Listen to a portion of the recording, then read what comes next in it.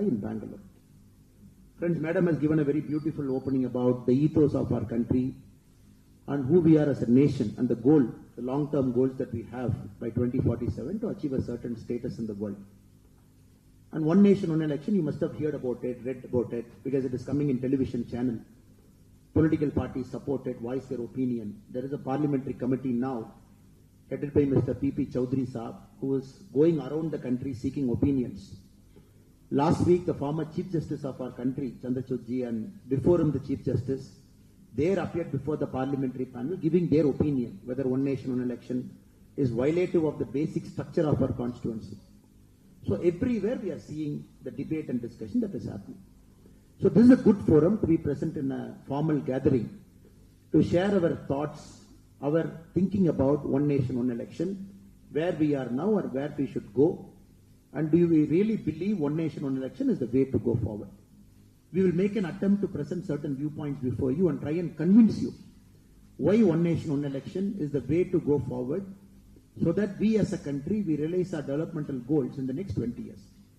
Friends, if you look at the world as a common humanity, China with about 140 to 141 crore doesn't have a formal election mechanism. It's the Communist Party of China which governs it, and people get selected at a certain provincial level. They climb all the way to the standing committee, Politburo. Finally, the General Secretary of the Communist Party of China becomes the President of the People's Republic of China, PRC. So China has taken a path where there is no election. If you look at from 1979 to 2025, which is about 46 years, China has achieved a double-digit growth in 23 out of 46 years. No country in the world, India till now, we have been achieved a double-digit growth. We never grew at 10%, 11%, 12%. China has grown at 23 times in the last 46 years. That is one model. No election, nothing. It's a single party, they come. If you look at some of the countries, some of the most developed countries in the world, if you take European Union, which is right now a block of 22 countries, which we call EU 22 now, because of 22 nations there, because UK is not a part of EU anymore. If you look at it, we see new kind of political parties coming into prominence, getting large vote share.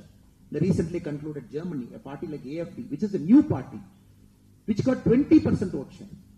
They campaigned on different themes, which many people might not agree also. Including Latin America, we are seeing anti-establishment people who want to break the country, throw the constitution away, who want to bring radical change, fire 1/3 of government people. In Latin American countries, some presidents have won the election saying, if you give me charge day one, I will fire 50% of bureaucrats. They won the election. In US, if you look at the Donald Trump now, he came with a model called Doge model. Moment we come in, we will ask bureaucrats to resign. This will happen, that will happen. Before them, people storm the Capitol Hill. They want to go and capture it. We are seeing in advanced democratic countries also, maybe democracy is not functioning that well. Democracy is in decline. So overall, if you look at a paper like Foreign Affairs magazine, they'll say across the world, democracies are in decline because the voting percentage is coming down. The youth are no more interested in standing in a queue, exercising their franchise and getting somebody elected. Because they believe democracy by its nature is slow. By its nature is very consultative. They take everybody's opinion and it is not meeting the aspiration of youth. The general feedback of the modern day democracy now. So India is possibly the only country among all this, from China to US to European Union to Latin America, where we are showing the world democracy is functioning. Not only is the democracy functioning, the youths are participating in larger numbers. In the recently concluded elections, 90 crore people, 900 million, 90 crore people were part of a democratic tradition of voting in 2024. In states like Andhra Pradesh, which went for polling in 2024 Lok Sabha time, the polling percentage was as high as 81%, which is unbelievable in any part of the world. We are not a developed nation, we are a developing nation. So we are proving with a resilient democracy that the country can grow, people can participate in large numbers, at the same time development can happen. Now, we also have to have reforms. Because we are very clear we have to grow fast. We are very clear to make the democracy better. Democracy is always a process of making ourselves better. When the founders of our constitution, led by Baba Sahib, Dr. Ambedkar ji, and all the great people who were part of the drafting process. R.D. Krishnaswamy Iyengar ji, a lot of great people who were there, B.N. Sapru ji, and all were very clear that they have to give us a constitution that is a living document, not some paper. For example, UK doesn't have a paper itself. UK doesn't have a written constitution. UK is all interpretation. The courts will interpret what is the spirit behind that constitution. But India has got a written constitution. And this written constitution should not become stale also. Till now we have done more than 120 amendments to the constitution to keep it live, keep it active, keep it moving forward. So the constitution that we got in 1950 is alive. The spirit is absolutely great, which is making sure every segment of our population, be it the last village of our country, which is near Kanyakumari, last vast village in Tamil Nadu, in Kanyakumari, a place called Takle, or if you go to Kashmir, the last village near the occupied Kashmir by the Pakistani, a place called Turtuk. If you go everywhere, democracy is at play. Everywhere there is a polling booth. Everywhere people go and vote. Leh, Ladakh people vote. Even at minus 20 degree, there is a polling booth. This time 2024. There is a polling booth with a single voter. Only one voter. Still the election commission made sure the polling booth was set up because we have a rule. The polling booth should be at a certain distance. The voters should not be asked to travel more than that. For one person, a polling booth was set up. He came and voted. 100% voting in that booth. So we have made efforts every time to improve the polling process. That is why 1952, when the first election, Sukumar Senji, the first chief election commissioner of our country, he had a very, very tough task at hand. Because India is experimenting across the world. Very first time we said, 18 years, everybody is given vote. No other country, no major country in the world, day of independence, they gave vote to everybody. Country like New Zealand, they gave vote to women much, much later than the day they got independence. US in 1776, they had a concept called 3/5 compromise. Blacks and whites were there. They said 5 votes of a black person is counted as 3 votes of a white person. They said blacks are not equal to white. So they bring something called a 3/5 compromise. So 5 black vote will count as 3 white vote to prevent the South-North fight. India is possibly the only country, day one we said, educated, not educated, rural, urban. Whichever part of our country, everybody will have equal vote. That is one vote. If it is the Prime Minister of our country also, one vote. Laborer also one vote. And both the votes should be equal. And the net tally is, finally you do a tally and who wins the first past the post democracy, he will be an MP and MLA. We have to understand the spirit in which we came. And we purely trusted our citizens. Our constitution trusted our citizens, not the politicians, not the officers, not the election commission also. It trusted the citizens to make sure citizens will keep the spirit of this constitution alive. 1952, we all participated, one nation, one election. All of us voted together. All the assemblies won together, Lok Sabha together. That point of time, our constitution had only 489 MPs. We are only 489. Right now we have 543. The rule is every 10 years, based on the population increase, we'll keep increasing the MP. From 489, in about 3 decades, we came to 543. 1957 election, again one nation, one election. All of us voted together. All the states together. Including 5 states, which the government got dissolved also, we made sure 1957, all the states and the country voted together. 1962, again the country and all the states voted together. 1967, the whole country voted together. So which means from 1952 to 1967, one nation, one election was part of our country. So the states did not have a separate timetable. The country did not have a separate timetable. 1969, the Congress government then, because of their internal fight, Madam Indira Gandhi ji one side and Kamaraj Raya and other people on the other side, the Congress party was split into 2, Congress O and Congress R. So that point of time, when Indira Gandhi ji took over power, she did, first thing she did is 1970 December, in one fine day she came in All India Radio, she said, I am dissolving this parliament 15 months before it is actually due. So which is, the election is supposed to happen in 1972, but she dissolved the parliament in 1970 December, whereby we went for voting, which is 15 months before it is actual voting. First mistake happened then. 1968-69, there were 7 governments in our country, state governments, which were not Congress. Like Tamil Nadu, first time, from Congress it shifted to DMK in 1967. Swatantra Party came to power in Orissa. Likewise, Bihar had a non-Congress government. So they dismissed many governments in 1968-69, saying that you are non-Congress. They found a reason, used 356, they dismissed it.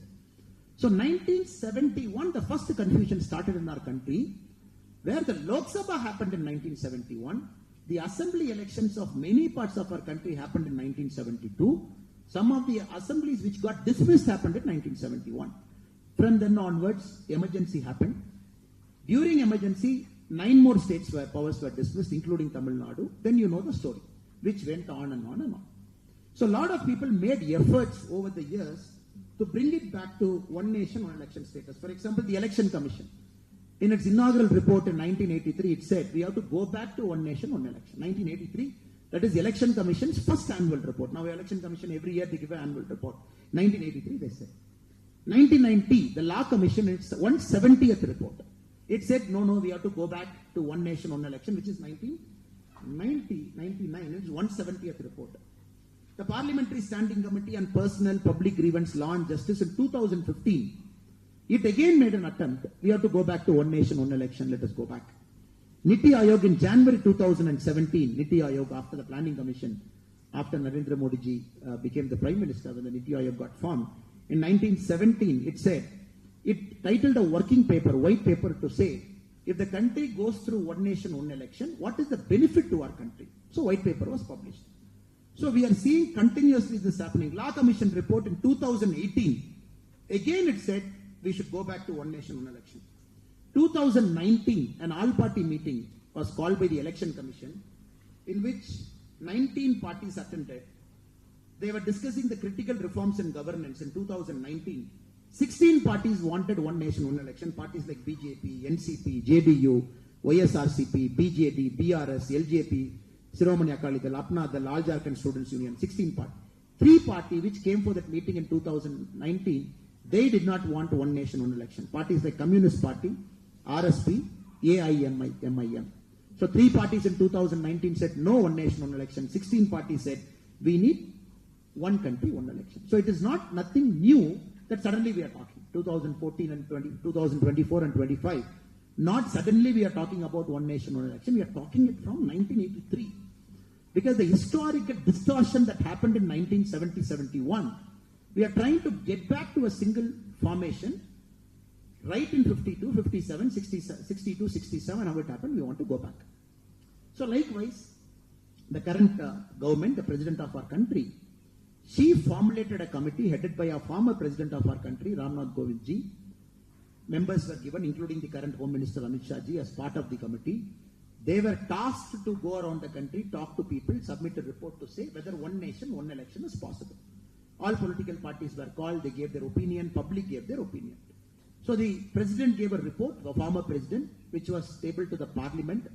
Now the parliament has got a committee headed by an MP, who is again through these meetings taking feedback, which is going to the committee, meeting the public to decide. So we have to understand it's a very democratic process. Even a student, a PhD student in IISc who is busy inventing the next big thing for our country, for our country's growth, even the voice of the IISc student should be heard. And that should be reflected through this meeting or whatever the consultative process through this NGO to reach the parliamentary committee.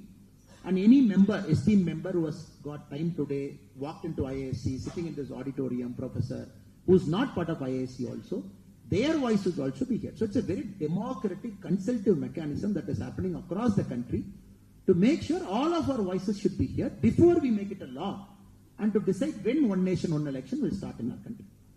Now there are of course many obvious benefits. One benefit straight away is, like Madam mentioned, like BBMP, Bangalore. Political parties doesn't want to conduct an election for BBMP because if BBMP elections happen, the current ruling party doesn't win. Then immediately people will say, oh, see the mood of the public. Mood of the public is against the ruling party. They want the opposition party to power. So ruling party doesn't want to take a risk. They are like, why should we conduct local body election? Like Tamil Nadu. Again, the local body elections terms are over from 2024. The government doesn't want to conduct elections because if the opposition parties come to power in local body, the government which is running the state will have a red face. So across the country, the story is local bodies like municipalities, which is important for you. Your MLA MPs are very important, sir, but more important is your councillor. Potholes, he has to get it right. Your lights, night time, he has to get it right, he or she. Sewage, garbage disposal, he or she has to get it right. So now the councillors are absent because the administrative officer is running the show in cities like Bangalore. Rain comes, water locks, you are not sure whom to complain. MP is overburdened, MLA is overburdened. The councillors who are supposed to do this work, they are not doing it. Not their fault, because of the fault in the way the elections are happened. So you want to rectify it. Second, in the last 5 years, which is how many days? 365 days into 5, which is 1,825 days approximately. In 1,825 days in the 5 years, the model code of conduct was alone, therefore, 500 days. Just imagine in a country which we want to grow, we want to beat China, we want to beat US, we want to become a $30 trillion economy, 500 days only model code of conduct. Like Madam said, you go to Tahsildar office, where is Tahsildar, sir? I have to change my patta. No, Tahsildar is busy revising the electoral roll. Okay, our children go to school, where is teacher? No, they are doing booth work. After election happens, if the hung assembly, government is not forming, another 15 days drama. So technically during election time, very clearly in every state, 3 months the revenue officials are involved in voter revision, meeting people, getting new voter added. Our police friends are there. Just imagine the strain they have to go through. Political parties campaigning, give bandobast. Election happens, give bandobast.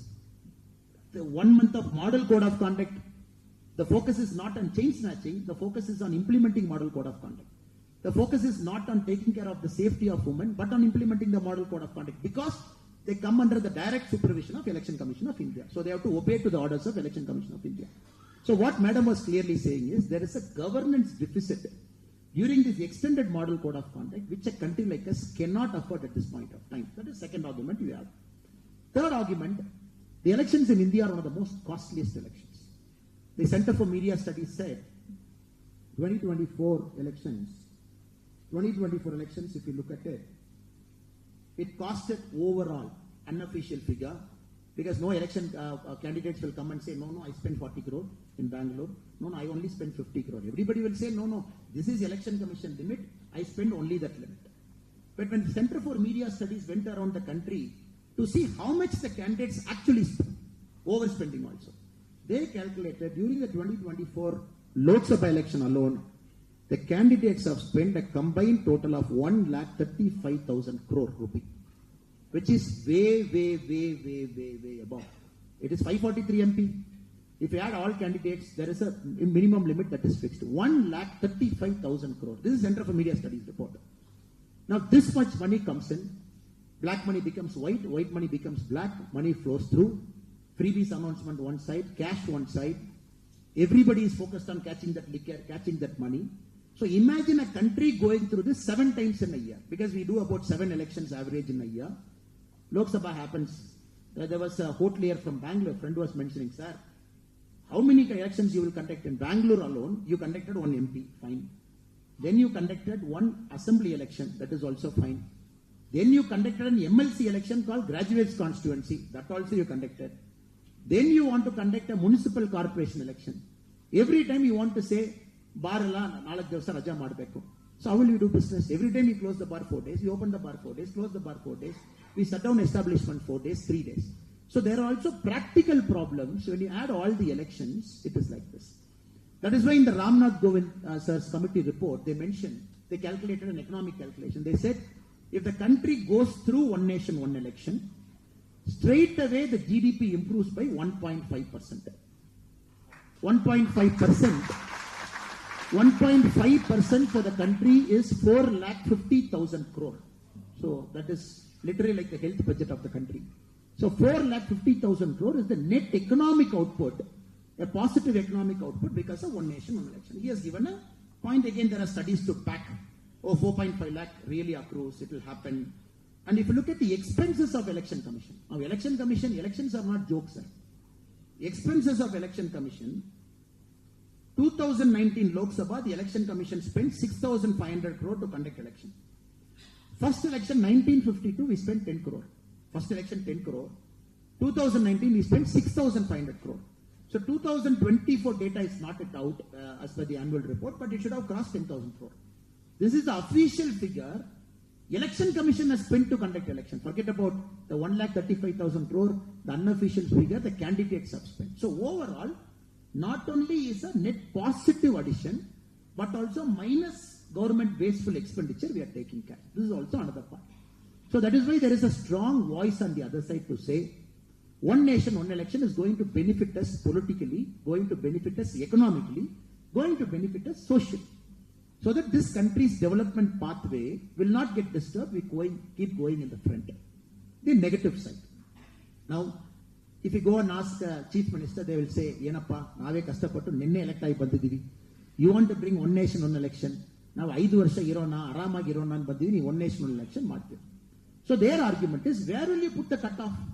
There is a DMK government in Tamil Nadu, Congress government in Karnataka, different governments in different parts of our country. So where will you keep the cutoff? Who will decide the cutoff? If we say 2028 one nation, one election, 2030 one nation, one election, so ನನ್ನ ಸರ್ಕಾರಕ್ಕೂ ಸ್ವಲ್ಪ 3 ವರ್ಷ ಕಡಿಮೆ ಆಗ್ತದೆ, which is a valid argument. That is why in the Ramnath Govindji's committee report, they said, look, what we are proposing to the parliament is, this Lok Sabha, where we elected our MPs and the Honorable Prime Minister, 2024 has to end in 2029. So 2029 puna on the election after that. So that Lok Sabha has to go till 2034. So Ramnath Govindji's suggestion, the committee's suggestion to the parliament is, let us not disturb this Lok Sabha. Let us not disturb the next Lok Sabha. So let us not disturb 2029, let us not disturb 2034. 2034 nalli aguva election, idee deshadalli one nation, one election.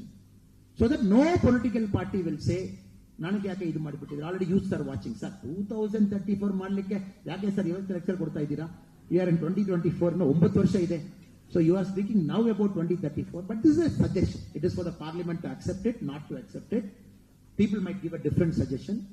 The committee of MPs can finally bring it to the parliament to say, no, we want to bring it earlier, we want to bring it now. But the suggestion of the honorable former president of our country is, don't disturb this Lok Sabha, don't disturb next Lok Sabha. So Karnataka, if you implement one nation, one election, what will happen? The current government, if it survives, till 2028 they will be in power. So 2028 nalli hosa election ಆಗ್ತದೆ. So that will be in power till 2033.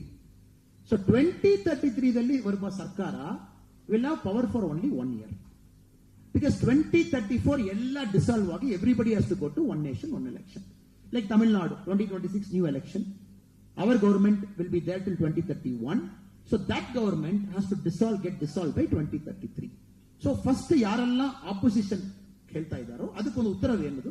So ಯಾರಕ್ಕೂ ನಾವು ತೊಂದರೆ ಮಾಡ್ತಾ ಇಲ್ಲ. We are not cutting your term, we are not cutting Congress term, we are not cutting DMK term. We are allowing this term, we are allowing next term, 2034 ದಲ್ಲಿ one nation. Because in a democracy, you have to make a decision where everybody is happy. That is the beauty of democracy. That is one second suggestion. Then many political parties are voicing their opinion. Oh, now regional party ಎಲ್ಲ ಹೋಗ್ಬಿಡ್ತದೆ. One nation, one election will make sure only national parties will come to power. National party ಮಾತ್ರ ನಮ್ಮ ದೇಶಕ್ಕೆ ಒಳ್ಳೆಯದಲ್ಲ, regional party you ಬೇಕು. This is a lot of people's opinion, including regional parties chief. Now one nation, one election will make only national party. How will somebody talk about Nava Karnataka? How will somebody talking about rising Tamil Nadu? So all the regional parties can only talk. National parties will talk national issue. Now we have to understand again, the voter is so intelligent. Voter is so intelligent now. 1967, when we are doing one nation, one election across our country, at that point of time also, first time 7 governments which are non-Congress came to power in 1967. It was a one nation, one election. The people did not vote for Congress. 7 assemblies, they said, okay, nama Congress beda, namak bear kodi. So we have history. Second, we have to understand, now the regional party which is in a region wise, or a national party which is nationally, the voters are so mature to decide, ನನ್ನ ರಾಜ್ಯಕ್ಕೆ ಯಾರು ಬೇಕು, ದೇಶಕ್ಕೆ ಯಾರು ಬೇಕು. ರಾಜ್ಯಕ್ಕೂ ದೇಶಕ್ಕೂ ಒಬ್ಬರೇ ಬೇಕಾ, ರಾಜ್ಯಕ್ಕೂ ದೇಶಕ್ಕೂ ಬೇರೆ ಬೇರೆ ಬೇಕಾ, ನನ್ನ ರಾಜ್ಯಕ್ಕೆ ಇವರು ಬೇಕು, ದೇಶಕ್ಕೆ ಅವರು ಬೇಕಾ. So voters are so mature, they are not going to blindly close their eyes to say, first button press ಮಾಡಿಬಿಟ್ಟು outside ಬಂದ್ಬಿಡೋಣ. Because it is their life. And our voters are so mature, they go decide, they analyze, candidates vote ಮಾಡಬೇಕಾ, ಪಾರ್ಟಿಗೆ vote ಮಾಡಬೇಕಾ, ಸಿದ್ಧಾಂತಕ್ಕೆ vote ಮಾಡಬೇಕಾ, ಅಷ್ಟು detail ಆಗಿ ಚರ್ಚೆ ಮಾಡಿ ವೋಟ್ ಮಾಡ್ತಾರೆ. So this is also a bogus claim to say regional parties will vanish, only national parties will be in power. Because if you look at Andhra, the recently concluded Andhra, same day assembly election, same day Lok Sabha election, both happened on the same day. But who won? A regional party won here. Of course, the national party was an alliance, but the other national party was on the opposite side, and the national party came to power. Again, Orissa. So many states, as we see, now governance is becoming an important consideration for voting, not necessarily a regional or national party. Next, ಜನಕ್ಕೂ ಒಂದೇ ಸಾರಿ voting ಕೊಡುವಾಗ voting percentage drop ಆಗ್ತದೆ, ರಜಾ ಮಾಡಿಕೊಂಡು ಎಲ್ಲರೂ ಒಟ್ಟಿಗೆ ಹೊರಟ್ಬಿಡ್ತಾರೆ. Like Bangalore is notorious, Chennai is notorious because the voting percentage doesn't cross 50. Chennai is also notorious. Like some constituencies like T Nagar is at 40%. Some constituencies within Bangalore are still worse than 50. So the next argument is, ಏನಪ್ಪ ಇಷ್ಟು election ಮಾಡುವಾಗಲೇ ಜನ vote ಮಾಡಲ್ಲ. If you make one time one nation one election, ಎಲ್ಲ ರಜಾ ಹಾಕ್ಬಿಟ್ಟು ಹೋಗ್ಬಿಟ್ಟಿದ್ದಾರೆ. So that is also another point. Again, to disprove that theory, to prove that it is a false theory. If you look at a state where Lok Sabha happened, Assembly happened, what is their voting? If you take Tamil Nadu 2014, we had Parliament election which is 73.7, 2016 Assembly 73.6, 2019 Parliament 73.3, 2021 Assembly 76.6. It is almost maintaining the same ratio. Andhra 78.9 for Parliament because Andhra happens together. 78.7 Parliament Assembly. This time 81.6%. First time it crossed 80. Karnataka is a very beautiful case because here the election happens 1 year before, 1 year after. Karnataka is a state where Assembly is 1 year before, Lok Sabha is 1 year later. So 2013 Assembly, Karnataka was 71.8, but Lok Sabha 67.2, 4% drop. 2018 Karnataka Assembly 73.4, but Lok Sabha 71, 2% drop. 2023 Assembly Karnataka 73.2, 2024 Lok Sabha 70%. So Karnataka is like people vote 3% more to Assembly, people vote 3% less to Lok Sabha. So people decide what is important to me, what is not important to me. There are statistics to prove. Together you keep election, more voting percentage will happen. You keep voting one after the other, people vote lesser in Lok Sabha. So in this arrangement, the voting percentage can only go up rather than coming down. I'm only taking 3 states for argument purpose so that you can connect to Tamil Nadu, Karnataka and Andhra. Only 3 neighboring states I've taken. The next argument some of our friends will keep saying this is, one nation, one election. The moment it comes, it will bring in some kind of a dictatorship attitude. Because once the party wins power, for 5 years they will not listen to us. Then 4th year they will come and say, ದೇವಂದ್ರೆ ತಾಯವರೇ ನಿಮ್ಮ ಕಾಲ್ ತೋರಿಸಿ ನಿಮ್ಮ ಕೈ ತೋರಿಸಿ ನಾವೆಲ್ಲ ಬಂದಿದ್ದೀವಿ ಮನೆಗೆ. ಆ ತರ ಇವಾಗಲೇ ಕಷ್ಟ ಆಗ್ತಾ ಇದೆ. ಅಟ್ಲೀಸ್ಟ್ ಇಲ್ಲಿ ನಾವು 2 ವರ್ಷಕ್ಕೊಮ್ಮೆ ಯಾರೊಬ್ಬರು ಮನೆಗೆ ಬಂದು ನಮಸ್ಕಾರ ಹೇಳಿ ಹೋಗ್ತಾರೆ. At least 2 years once somebody will come for assembly, 2 years once somebody will come for Lok Sabha, somebody will come for councillor. ನೀವು ಒಂದೇ ಸಾರಿ ಮಾಡಿಬಿಟ್ಟಿದ್ದನ್ನ ಯಾರು ನಮಗೆ ಸಿಕ್ಕಲ್ಲ, ನಾವು 4 ವರ್ಷ ಆದ್ಮೇಲೆ ಸಿಗ್ತಾರೆ. Though I am joking it, but people say it is like that. Now we have to understand in that argument unaccountability of politicians. Now ಬರ್ತಾ ಇರಬೇಕು, ಕರ್ನಾಟಕ 2023 ಬರಬೇಕು, 24 ಬರಬೇಕು, ನೆಕ್ಸ್ಟ್ ಇಯರ್ ಲೋಕಲ್ ಬಾಡಿಗೆ ಬರಬೇಕು. ಸೊ ಎವ್ರಿ ಇಯರ್ ಪೊಲಿಟಿಷಿಯನ್ ನೋಡ್ತಾ ಇರ್ತೀರಾ, local representative ನೋಡ್ತಾ ಇರ್ತೀರಾ. Here is like it, but we have to understand 50 to 57, 60 to 67, it was working well. We have to understand the politicians have become bad, the political system has become bad. So now it is important that we bring better politicians. That is important. People like you who are here, Madam was telling, you should aspire to get into a career in politics, bring accountability to politics. Not by changing time, people will become accountable. Avattu avaru gottu.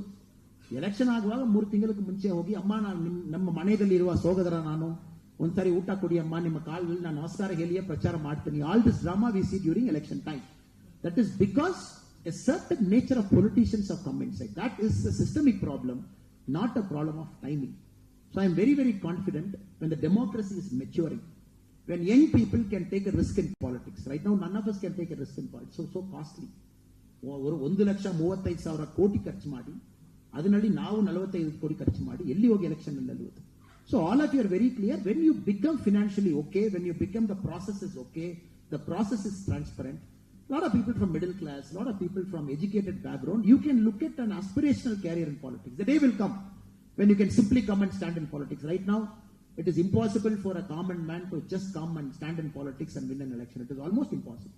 But people have broken it. There is an inspiration example of Anant Kumar ji. Without any background, people have come, broken, won it 7 times, madam.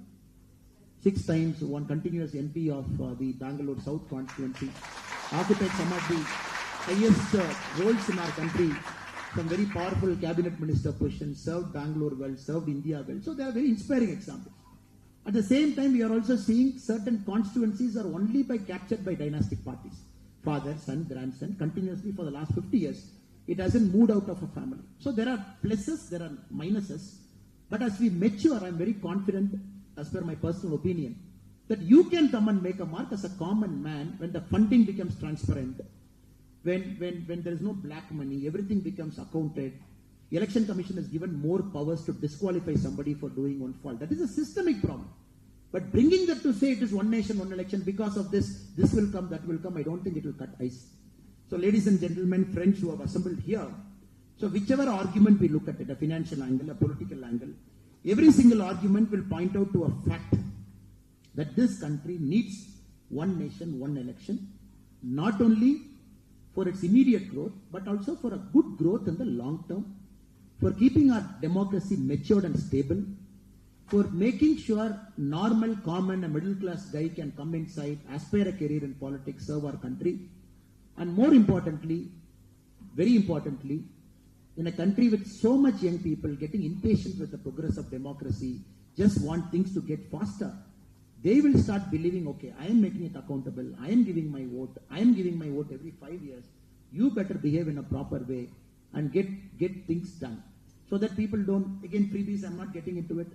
Right now, every year, the freebies alone in our country, it is more than 11,000 lakh crore.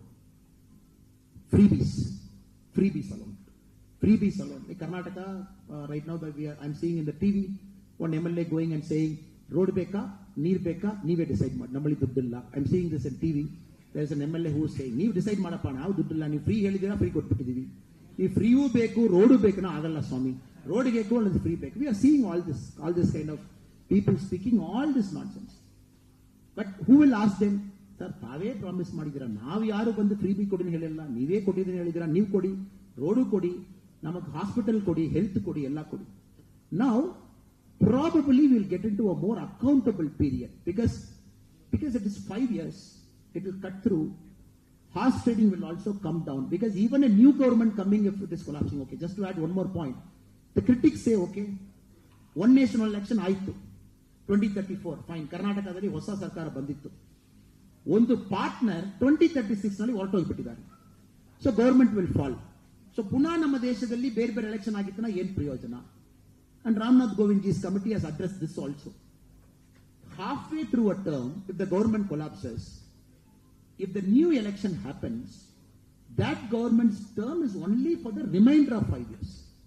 If 2036 it collapses, then the new government has to be very clear. Tavu mata hakuvodu 3 ವರ್ಷಕ್ಕೆ ಮಾತ್ರ 2039 ಹೊಸ election ನಲ್ಲಿ ನಾವೆಲ್ಲ face ಮಾಡೋಣ. Because there is no perfect answer, but we have to go towards a perfect answer to say we will continue to maintain one nation, one election every 5 years once. At the same time, the government falling has come down now.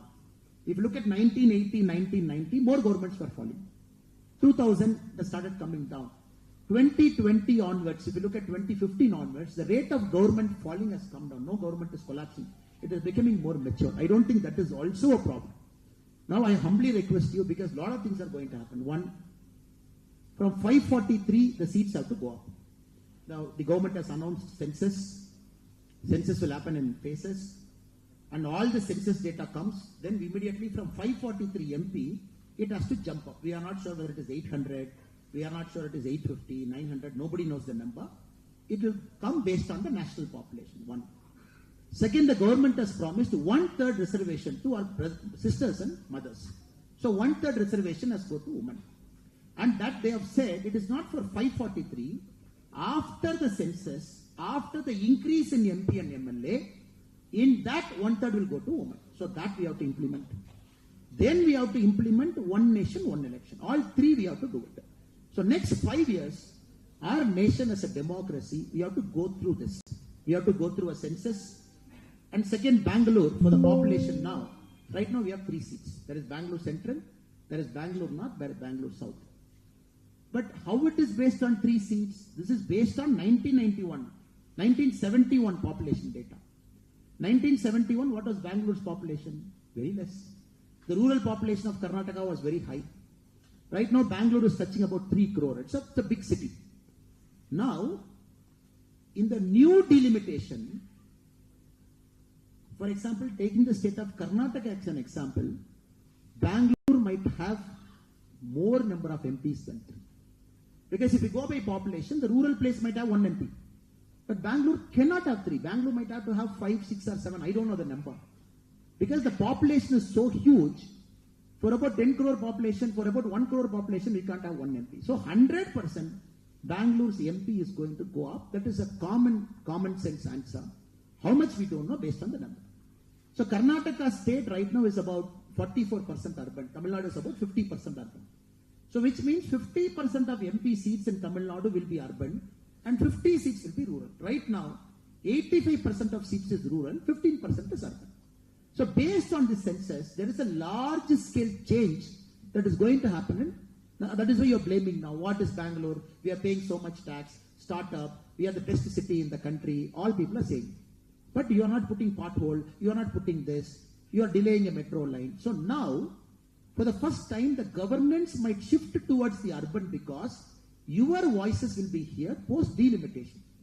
Out of 543 MPs in the Lok Sabha, if you properly analyze, 85% are rural, only 15% are urban. Now, post the delimitation, the new set of MPs, it will have more urban tilt. So, urban people are living here. You will have a different problem. The rural population will have a different problem. That is why delimitation has to happen. More MPs have to come. Very clear. In the increased number, 1/3 our women has to get. Now, the question is, which 1/3 they will get? Is it a lottery system? All of us will put one lottery and say, okay, Bangalore North bandittu women, Bangalore South bandittu not women, Bangalore Central bandittu women. We don't know. Again, for which a mechanism has to be developed. So which 1/3 is women? Because right now, the women voters in our country are slightly more than the male voters of our country. Like Tamil Nadu is 50.8, 50.2. So out of 100 voters in the state of Tamil Nadu, it is 50.8 who are women, 50.2 who are male. So this country is shifting towards women population. That's very clear. Next, many states are having declining population, like Tamil Nadu. Our total fertility ratio is 1.7. Like every woman is giving birth to 1.7 children. But technically, the TFR of a country should be at 2.1. So every woman should give birth to 2.1 children. Only then the birth and the death rate is stabilized. Like China, 141 crore. China for the very first time had a decline in population last year. China started declining. China will start coming down. Like within our country, Tamil Nadu's population will start declining by 2035. Because Tamil Nadu is at 1.7. UP is at 2.7. So UP's population will continue to go up and then it will start declining. Like Karnataka is also below 2.1. So now these changes have to be incorporated. That is a democratic thing where all of us have to talk. Within a state, within a district, in urban, rural, the population rise, population down. That also the census have to factor. So the reason for having this is to tell you, ladies and gentlemen, sirs and madam, is democracy is complex and no decision can be taken just like that. And we citizens, we got to debate, discuss, ideate, apply our mind and take a decision very carefully, very minutely. How many MP seats, how many urban seats, how many rural seats, in which seat it will go to women, which seat it will be a general constituency. So 2025 to 2029 is a very important phase in our country where all the three things are going to happen. One nation, one election. Bill is going to come. 1/3 reservation is going to come. Delimitation based on which new constitution. It's very clear. Very clear. The constitution is very clear. After you announce a census, the next parliament election that happens should be based on census. So it's very clear. 2029 parliament election will be based on census and Bangalore will have more than 3 MPs is very clear. That's clear. And 2029 election will not have 543. It will have more than 543 is also very clear because constitution says once you do a census in the 10-year period, the next election that happens have to reflect the census. So this 4 year is important for all of us.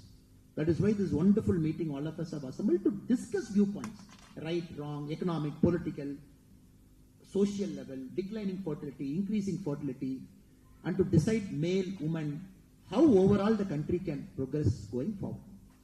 So with this, we have conducted 400 elections from 1952, 400 elections from 1952. This country has conducted 400 elections well. And nowhere in the world, a major country must have done 400 elections, because we run elections at multiple things. So we are a very mature democracy. If anybody has got a chance to come to Tamil Nadu in the near future, from Chennai, if you take a 1 hour car or a bus, you go to a place called Kanjipuram. Kanjipuram, the very famous temple, you can go. But near Kanjipuram, there is a village called Uttarameru. And just for academic sake, next time when you come to Chennai, just go to Uttarameru. There is a Chola temple, which is built in 10th century. If you go to the temple, in the temple outside, there are inscriptions to say how an election should be conducted, how a candidate should be selected, and how a candidate should be disqualified. So 10th century, which we have written inscriptions in that particular village, the Chola kings, for a village council election, it will be very interesting. You go and see how a candidate is disqualified. They are given 5 reasons. You steal somebody's wife, you are disqualified. You don't understand the 4 Vedas properly, you are disqualified. It will be very interesting. 10th century, how they were thinking. So our country is not only the world's largest democracy, it's also the world's democracy with depth. So for 10 centuries, we have done democracy in some way or the other. Maybe it is not a perfect way. Not everybody who seems to know Veda. And also disqualification, selection of candidates. They had something called Kudavole method, which means the whole village will assemble. First, they will select eligible candidates among the village. He should not have criminal case. He should have had cattle with them. He should not be a slave, so that the candidate comes. And then they put all the names inside in Tamil we call Kudam. It is a small vessel. And then the village priest will come and shake that vessel. And then you put your hand, you take one lottery system, that is candidate number 1. So they have a very elaborate mechanism. Probably our Prime Minister keeps talking about this Kudavasal inscription in multiple Man Ki Baat and multiple places. Even in UN he spoke about it. How India is not only the world's largest democracy, it's the mother of all democracy. So we are absolutely certain and confident with our election commission, political parties, parliament, Supreme Court. So the next 4 years, we will have a pakka process, robust process. By 2021, we are all set to have more number of sisters and mothers inside parliament. And we are all set to have more number of constituencies. And probably we are also ready for the one nation, one election whenever it happens. Right now it is 2034, that is a proposal, whenever it happens. So thank you so much. So these are the broad spectrum that we have